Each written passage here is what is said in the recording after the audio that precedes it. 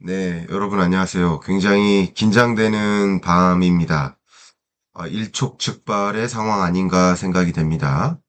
오늘 밤, 어쩌면 미국의 참전이 있을 수 있고, 전면전으로 치닫을 수도 있습니다. 이 중동 전쟁의 양상이, 세계 80억 인구를 긴장하게 만드는 것 같습니다. 이라는 최후 통첩을 거절한 상황이고, 그리고 그 최후의 통첩을 한다라고 트럼프는 했는데도 또 이란 입장에서는 절대 항복하지 않는다라고 계속 표현하고 있습니다. 이스라엘은 이라크의 핵시설을 타격하고 있고 또 이란은 병원을 공격하면서 맞불을 붙이고 있고 또 이스라엘은 이란의 원전을 또 폭격하고 있고 연쇄 공급을 지속하고 있습니다. 전쟁이 끊이지 않고 있습니다. 그런데 오늘이 굉장히 중요한 순간이 아닌가. 여러분께 이 소식을 전해드려야 될 것 같아서 즉시 분석하겠습니다. 월스트리트 저널에서 트럼프 대통령이 이란 공격하기 위한 계획을 승인했다. 그러니까 미군의 계획이 있죠. 근데 계획은 한 가지가 아닙니다. 보통 플랜 A, 플랜 B, 플랜 C 여러 플랜들이 있는데 트럼프 대통령이 그래 그런 상황에는 그런 플랜 이행해 라는 플랜에 대해서 승인을 한 것이고요. 그럼 이제 공격 개시 이건 아닙니다. 네, 아직은 아닙니다. 국군 통수권을 갖고 있는 대통령이 자 이제 공격 개시해라 명령을 해야 되는데 이란이 핵무기 개발을 포기할지 뭐 이런 상황을 지켜보다가 최종 공격 명령 그 자체는 아직 보류한 상태다. 이렇게 인지하시면 좋겠습니다. 그런데 이번에 트럼프가 이제 최후의 최후 통첩이다. 얼티메텀 이게 최후 통첩인데 얼티메이텀 최후의 최후 통첩이다라고 정말 마지막 경고의 메시지를 언급했고 이란 정권 교체 계획도 있다라고 이야기를 했습니다. 근데 앞에 말씀드렸던 것처럼 이 하메이네 이란 최고 지도자가 절대 항복하지 않겠다라고 선언했어요. 그러면 이제 미군의 군사 개입 가능성에 대해서 당연히 트럼프는 생각이 있다라고 의사를 표현했고 최종 결정만 내리지 않은 상황이다. 나는 마감 1초 전에 결정 내리는 걸 좋아한다. 그러니까 1초 전, 그러니까 어느 상황에도 지금 오늘 밤 어떤 상황에도 그 명령을 내리면 플랜 A, 플랜 B, 플랜 C 중에 플랜 C로 해. 라고 명령, 지시를 내리면 국군 통수권이 발휘돼서 미군이 참여하게 되는 것이죠. 사실상 군사 개입 준비는 끝났다라고 이미 최후 통첩을 보낸 상태고 무조건 항복하라. 무조건 항복하라는 겁니다. 조건부 항복이 아닙니다. 컨디셔널이 아니라 언컨디셔널. 조건 없이 그냥 완전히 항복하라라고 요구를 했었습니다. 그 항복을 하지 않으면 방금 말씀드렸던 이 하메네이 최고 지도자를 제거하는 가능성까지 거론한 것입니다. 굉장히 중요한 순간이죠. 그러면 무엇 준비했습니까? 여러분 아시겠지만 계속 제가 매일 여러분께 업데이트하면서 지금 말씀드리고 있습니다. 제가 군사 전문가도 아니지만 지금 이 현안을 팔로우하지 않으면 안 되는 상황이다라고 의견을 드려왔죠. 그래서 제가 스스로 팔로우하면서 여러분께 공유해드리고 있는 과정인데 일단 어제도 말씀드리고 계속 말씀드렸던 게 항공모함을 다 중도군으로 보냈죠. 그리고 비행기도 다 보냈습니다. 비행기뿐만 아니라 공중급유기도 수십 대 보냈습니다. 스텔스기 보냈습니다. 벙커버스터 보냈습니다. 그러니까 모든 작전을 수행할 준비 태세는 다 끝내놓은 거예요. 여기서 명령만 내리면 전쟁이 일어나는 거죠. 미군의 참전이 있는 거죠. 굉장히 중요한 순간이다라고 저는 의견을 드리고 싶습니다. 자, 그러면 여기서 이란의 선택은 뭐냐? 중동 전쟁의 시나리오를 봐야 되는데 결국은 이 결정권은 트럼프에 있지만 그 결정을 어떻게 내리는지는 이란의 선택에 따라 달린 거 아니겠습니까? 그러면 일단 첫 번째, 중동 전쟁의 시나리오를 저와 함께 그림을 그릴 때 단순화한다면 이란의 선택은 두 가지인 거다. 핵을 포기하겠다. 언컨디셔널 항복을 하는 거죠. 그럼 그렇게 하면 아무래도 체제는 유지되지 않겠는가 하면서 미국과 이스라엘 이제 국교 정상화를 모색합니다. 사실 생각해보면 미국 입장에서도 이걸 원해요. 핵 포기하고 체제를 유지시켜 주기를 원할 수도 있어요. 왜냐면 미군이 참전하면 역시 미국에 대한 반군들이 대거 일어날 것이고 이란 주변에 있는 미군 기지들 또 이란 주변에 있는 반군 세력들 이들이 또 미군 기지를 또 공격하거나 정말 엄청난 혼란이 있습니다. 누구도 전쟁을 원하는 건 아니에요. 그러니까 이 정도 했으면 내가 이 정도 얘기했으면 너 알아들어 하면서 핵 포기하고 항복하고 들어와 이 A안을 원하는 거예요. 그런데 핵 포기 선언하고 해도 어차피 체제는 유지되지 않겠구나. 어차피 나는 암살당할 수 있겠구나. 이런 종류의 생각을 할 수 있죠. 그러니까 두 번째 선택지는 저항입니다. 지금까지는 어떤 모습인 거예요? 저항하는 모습이에요. 그래서 충돌이 장기화되고 내부도 불안정하고 이럴 경우에는 당연히 미군 군사 개입 가능성이 높은 겁니다. 이렇게 치달을 수도 있죠. 물론 그냥 군사 개입 방식으로만 하는 게 아니라 정치 외교적 해결 방식도 모색을 하고 있어요. 그렇죠. 그래서 트럼프 대통령 같은 경우는 벤스 부통령을 소위 이 외교적 협의 대상국 파트너로서 지금 그것을 이제 같이 그런 부분에 대한 고민을 하고 이란과 협의를 갖도록 그 해당 팀을 또 꾸린 거죠. 그러니까 두 가지 모두 접근을 하고 있는 겁니다. 이쪽 외교적 협상팀을 보내서 서로 잘 이렇게 하면 너 큰일 나. 빨리 항복해. 이렇게 하는 게 맞아. 라는 식으로 이렇게 요구하는 방법도 있고, 또 군사적으로 우리 강한 힘을 갖고 있다. 너네 벙커 다 붕괴될 것이다. 라고 압력을 취하기도 하는 것이죠. 자, 그럼 두 가지 시나리오에 따라서 전쟁이 좀 생각보다 중동 전쟁이 빨리 종식될 수가 있겠고, 혹은 미국의 참전은 반군의 또 참전으로 이끌고 그러면 정말 많은 국가들이 참전하는 형상으로 치닫게 되고 그러면 장기전이 되고 격화되는 거죠. 그 두 가지 중에 이 격화되는 양상이 있을 때는 정말 큰 경제적 충격이 있을 수 있다라고 제가 말씀드렸고 그 시나리오는 얼마 전에 제가 여러분께 설명드렸습니다. 자, 그러면 이제 미국의 참전 가능성이 있을까? 참전 태세했을까? 참전 태세는 했죠. 이미 여러분께도 알려졌던 것처럼 트럼프 대통령이 G7 회의 중에 조기 귀국했어요. 그리고 국가안보 소집 회의를 소집했어요. 그 소집한 내용이 뭘까요? 초강력 벙커버스터 GBU-57 이것을 투하할까 여부를 결정해야 돼요. 이란 핵시설을 초토화시키기 위해서는. 근데 이란 지하에 건설되어 있는 핵기지 깊이가 100m 정도 된다고 하니까 이 벙커버스터 같은 경우는 뚫고 들어가는 힘이 대략 한 60m 정도, 많게는 80m 정도 된다고 합니다. 이 벙커버스터의 길이가 6m가 넘어요. 무게가 14톤가량 됩니다. 탄두 중량만 2톤이 넘어요. 그러니까 이란 핵시설을 초토화하는데 이 벙커버스터가 필요한데 실제 벙커버스터를 하나 투입하면 뭐 지하 깊숙이 가긴 합니다만 뭐 예를 들어서 20m, 40m, 50m 이렇게 60m 갈 수도 있겠죠. 근데 연속 투하하면 같은 곳에 여러 발을 때리면 더 깊이 파고들 수 있겠다. 그래서 깊이 벙커나 터널 등을 공격하고 산악지대 깊이 매설된 어떤 고도로 요새화한 목표물을 타격 가능하다. 또 지표면 아래 깊숙이 파고 들어간 다음에 폭파하는 거예요.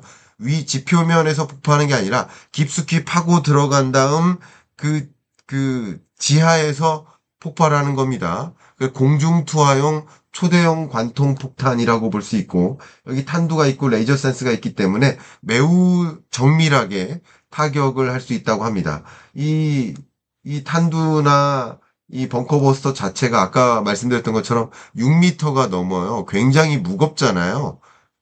어떤 장비가 실을 수 있을까요? 익히 알려져 있는 이 모습입니다. 이 해당 벙커버스터를 싣고 이것을 활용할 수 있는 그 비행기가, 그 제트기가 바로 스텔스기입니다. 그러면 미군의 참전이 없을 수가 없는 거예요.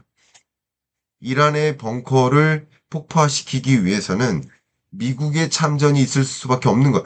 그러니까 벙커버스터를 이스라엘에게 제공하는 수준으로는 안 돼요. 그러니까 이제 참전인 것입니다. 자, 그러면 어떻게 되느냐? 미군 B2 스텔스기가 연쇄 이 벙커버스터를 발사하면 이란 포도르, 자꾸 제가 포도르라고 하네요. 포르도라는 핵시설을 공격하는데 이게 강철 콘크리트로 되어 있는데 이것을 다 뚫고 또 뚫어서 8, 90m 깊이의 이 콘크리트를 뚫어서 이 지하에 있는 핵시설을 폭파하겠다라는 계획이에요.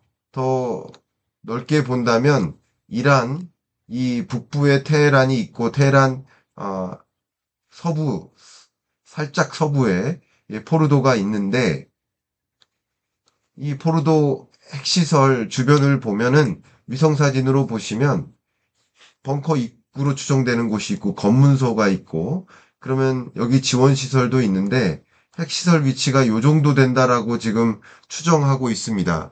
그러니까 이런 것을 정밀 타격하는 그런 방식을 택할 텐데 그러기 위해서는 미군의 참전이 필요한 상황인 거예요. 이스라엘도 뭐 벙커버스터 가지고 있습니다. 그래서 여기 공격을 여러 번 했는데 지표면만 공격하고 뚫고 들어갈 만큼의 강력한 벙커버스터를 갖고 있지는 않은 상황이라고 볼 수 있겠습니다. 자, 그렇기 때문에 미국의 참전이 있을까? 참전을 준비를 다 완료한 거예요. 그래서 끝까지 항복하지 않으면, 그죠? 끝까지 항복하지 않으면 미국이 참전할 수밖에 없고 지금 현재로서는 포르도 핵시설을 폭파하는 선택을 할 것이다. 그런데 왜 미국은 참전하려 할까? 미국은 요구사항이 무엇일까? 앞에서도 제가 계속 강조해서 말씀드렸었던 것처럼 미국은 이란의 핵 문제를 완전 포기를 원한다. 그러니까 일부 포기가 아니라 우라늄 농축 자체를 아예 없던 것으로 만들기를 원한다. 그래서 중동 특사나 앞에 말씀드렸던 부통령을 이란에 파견하는 조치도 동시에 진행하면서 이게 당근과 채찍을 같이 가동하는 방식이죠. 그런 방식으로 어쨌든 완전 포기를 유도하는 방식인데 이란 공격을 고려하는 원래는 이란 공격을 하려 하지 않았거든요. 왜 갑자기 이란을 미국이 직접 참전하는 양상으로 공격하려 하는지 그렇게 선회한 배경이 무엇인지 뉴욕타임스에서 이렇게 발표했습니다. 이란의 핵무기 개설을 협상으로 막고자 했던 트럼프 미국 대통령이 이란에 대한 군사적 공격을 고려하게 된 배경에는 네타냐후 이스라엘 총리의 끈질긴 설득과 이란의 협상 의지에 대한 의구심이 작용했다. 그러니까 갑자기 바꾼 것은 이스라엘한테 너가 공격해 이렇게 맡겼단 말이에요. 승인했단 말이에요. 근데 네타냐후 이스라엘이 도와주지 않으면 안 돼요. 저 벙커 버스터가 필요해요. 저 벙커는 우리 힘으로는 안 될 것 같아요. 라고 끈질기게 설득했고 그리고 아무리 봐도 이 이란에 협상 의지가 없다. 협상하려는 것처럼 하고서 협상하지 않는다. 자, 이것을 보면서 미군의 개입이 필요하다라는 판단인 것이고 지금 해석을 해보자면 G7 회의 중에 급격히 자리를 이석한 이유는 바로 네타냐후 이스라엘 총리의 요구, 설득, 그리고 미국의 참전 필요, 그리고 G7 회의에서 이석하자마자 바로 국가안보회의를 열었던 것을 보면 바로 미국의 공격 필요를 느끼고 있었던 것이죠. 그래서 거기서 그 회의 하고 있을 상황이 아니라고 판단했다고 볼 수 있겠습니다.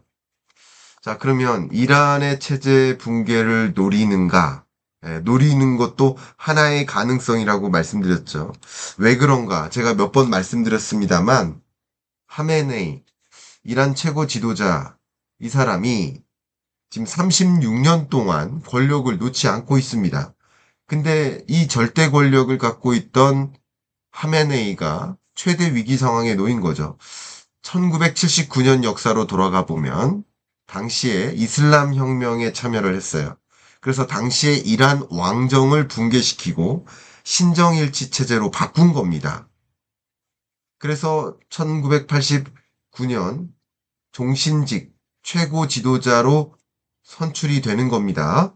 그 이후에 지금까지 권력을 놓지 않고 있는 인물인 거예요. 근데 신정일치 체제의 절대 권력은 이 사람은 원래 뭐예요? 신의 대리인이다. 종교 지도자였어요.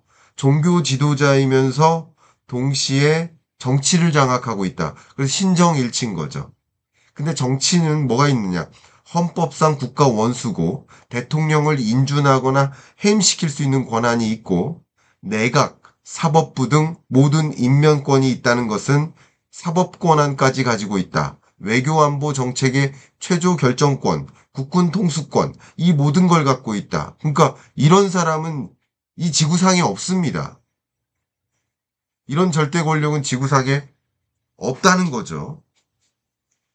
그러니까 지금 이 이란 최고 지도자의 그 기존의 왕정 체제에서는 친이스라엘, 친미였거든요. 근데 이 하메네이가 등장하면서 반미, 반이스라엘 체제로 가면서 지금 이런 종류의 다툼이 있다라고 생각하기 때문에 이스라엘 입장에서는 이 체제를 붕괴시키고 싶은 지지가 있을 것이고, 트럼프도 뭐 속내를 적극적으로 드러내진 않지만 이번에 처음으로 그럴 계획도 있다라고 표현을 한 거죠. 압박용일진 모르겠지만 그럴 계획도 있다라고 표현한 거라고 볼 수 있겠습니다.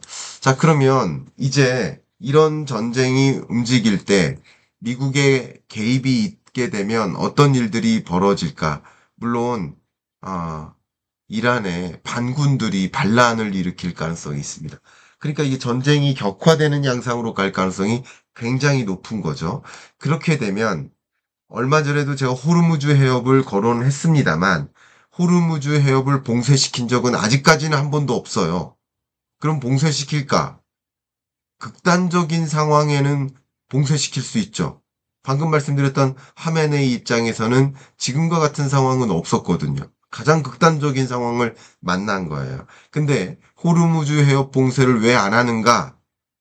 호르무즈 해협 봉쇄를 안 하는 이유는 이란의 수출액, 이란의 총 수출액의 90%가 이 해협을 지나요. 나머지는 육상이나 또 항공 운송으로 수출이 되겠죠. 90%의 수출길을 막는다. 그건 자충수를 두는 거죠. 그러니까 호르무즈 해협을 막지 않았지만 지금과 같은 전시 상황 하에서는 원래 여러분 그 복싱 경기나 아니면 일반 싸움이나 전쟁이나 다 마찬가지지만 상대를 때리기 위해선 나도 맞을 걸 감수하는 거잖아요. 그러니까 이 호르무즈 해협을 봉쇄시키는 것은 뭐 에너지 물자를 제대로 원활히 공급하지 않도록 하는 조치인데 그러면서 자충수도 감당을 해야 되는 거죠. 그렇기 때문에 지금도 호르무즈 해협 봉쇄 조치를 단행할 가능성도 높게 지금 생각하고 있습니다. 지금 여러 언론에서도 그런 부분을 이야기하고 있습니다. 그러면 당연히 우리나라는 중동산 원유를 70% 이상, 80% 가까이 의존하고 있는데 이 중동 원유의 대부분이 호르무즈 해협을 지나서 말라카 해협을 지나서 수출이 되고 있는데 공급이 제대로 되지 않으니까 국제 유가는 더 급등할 수 있겠죠. 중동 전쟁이 격화됨에 따라서 원유 공급이 제대로 되지 않고 국제 유가 급등으로 이어질 수 있다. 이 한 가지. 그리고 뿐만 아니라 제가 계속 강조했던 것처럼 해상 운임이 상승할 수 있다. 왜냐면 호르무즈 해협을 안 지나고 더 먼 해상로를 지나야 되니까. 또 세 번째는 해상 보험료가 올라갈 수 있다. 해상 보험 입장에서 보험 들어주고 싶을까요?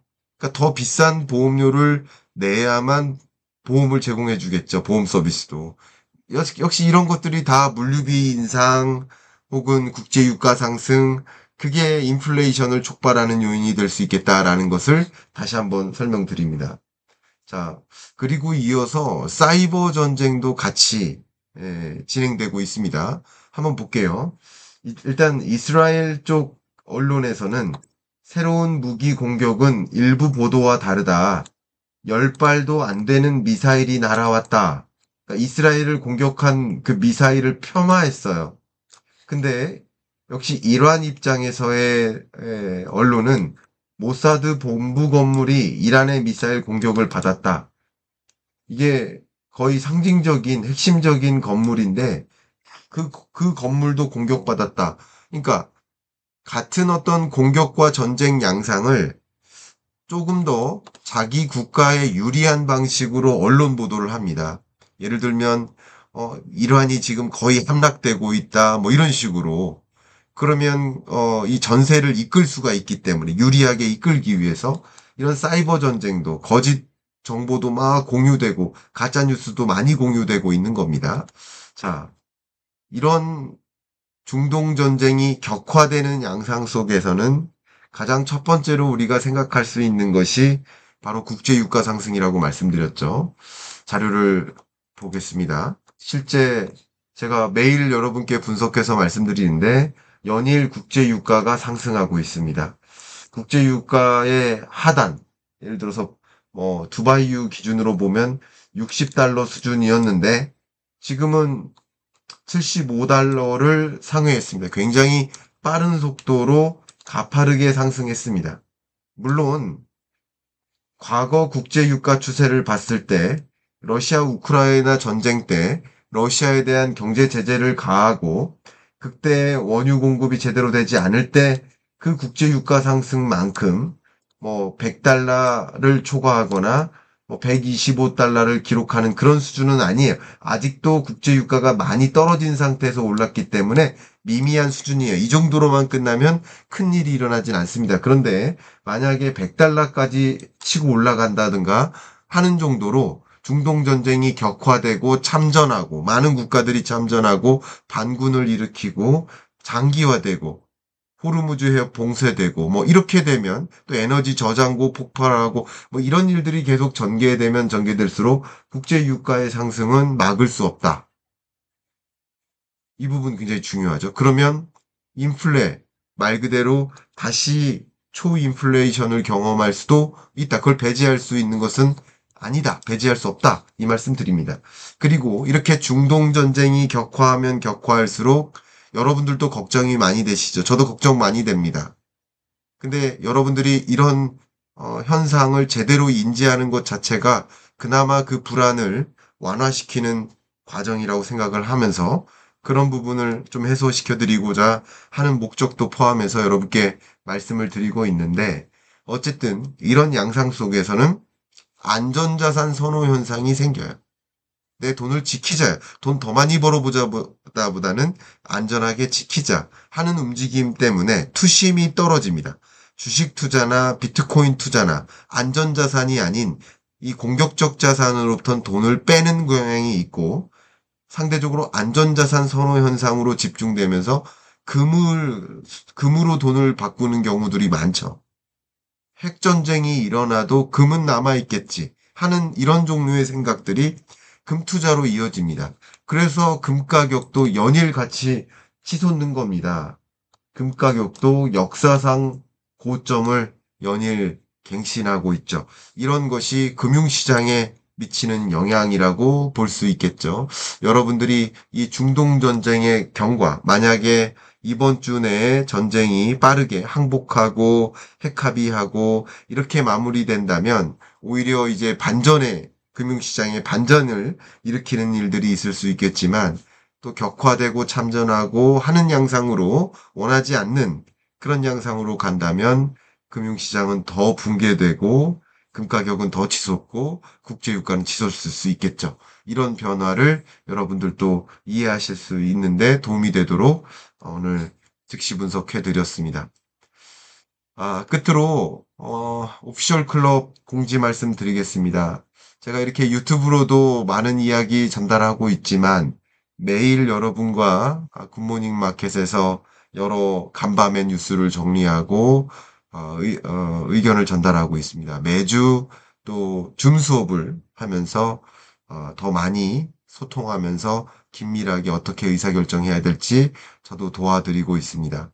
또 매월 특강을 통해서 한 가지 주제를 깊이 들어가는 그런 시간을 또 갖고 있습니다. 여러분들이 오피셜 클럽과도 함께 하기를 희망하신다면 댓글 상단에 고정 댓글을 안내해 드릴 테니까 찾아와 주시길 바라겠습니다. 이상 마무리하고요. 간밤에 특별한 일 없이 좋은 소식으로 아침을 좀 맞이하기를 기대하는 마음, 한시라도 전쟁이 종식되고 추가적으로 어떤 사상자가 발생하지 않기를 간절히 바라는 마음, 기쁜 소식으로 여러분과 경제 뉴스를 깊이 있게 분석하는 시간을 좀 갖기를 희망하는 마음 담아서 오늘 마무리하겠습니다. 감사합니다.